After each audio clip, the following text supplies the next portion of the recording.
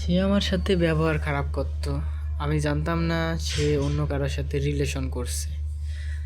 তবে হঠাৎ করে একদিন বুঝতে পারলাম যে আমার প্রতি তার এত মায়া কম কেন। কার সাথে কথা বলতেছে, কার সাথে রিলেশন করতেছে। পরে হঠাৎ করে একদিন সে আমাকে ফোন দিল। ফোন দিয়ে বলতেছে, তুমি আমাকে ভুলে যাও। আমি বললাম, কেন ভুলে যাব? সে বলল, তোমার নামে থানায় জিডি করছে।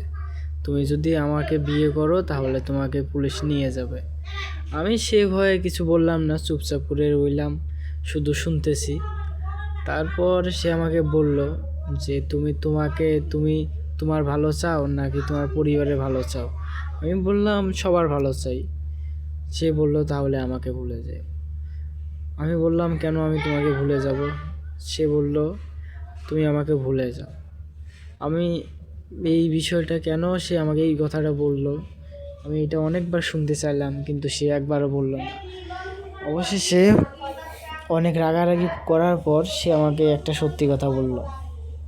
সে আমাকে বলল, আমার বয়ফ্রেন্ড আছে।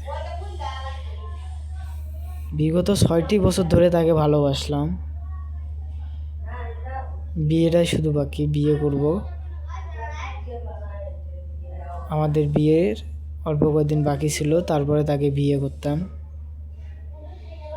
প্রায় এই 2-3 মাস পর তাকে বিয়ে করতাম। তার আগে সে অন্য ছেলের সাথে রিলেশন করলো। 6 বছর থেকে ভালোবেসে কি পেলাম? কিচ্ছু পেলাম না, জীবনটা নষ্ট করে দিয়ে চলে গেল। তারপর আমাকে বলল, তুমি আমাকে ভুলে যাও, আমার বয়ফ্রেন্ড আছে। আমি বললাম, কে? আমি ভেবেছিলাম হয়তো মিথ্যা কথা বলছে। তারপর তার কাছে জানতে চাইলাম, কে সে, কে তোর বয়ফ্রেন্ড, বল সত্যি করে। সে আমাকে ওর বয়ফ্রেন্ডের নাম্বার দিল। তারপর তার সাথে কথা বললাম। সে বলল, হ্যাঁ আমি ওর বয়ফ্রেন্ড। এবং একটা কল গ্রুপের মধ্যে, মেসেঞ্জার গ্রুপে 3 জন অ্যাড হই। অ্যাড হওয়ার পর আমরা 3 জনের কথা বলতেছি। মেয়েটা আমাকে বলতেছে, আমি আর তোমাকে চাই না, আমি অন্য কাউকে ভালোবাসি। বিগত 6 বছর ধরে ভালোবেসে শুধু ছলনায় পেয়ে গেলাম। এখন মনে হচ্ছে, দিন শেষে একটা কথাই বারবার বলতে চাই, ভালোবাসি কথাটাই বলেছিলাম বারবার। কষ্ট দিয়ে চলে গেলে খোঁজ নিলে না একবার।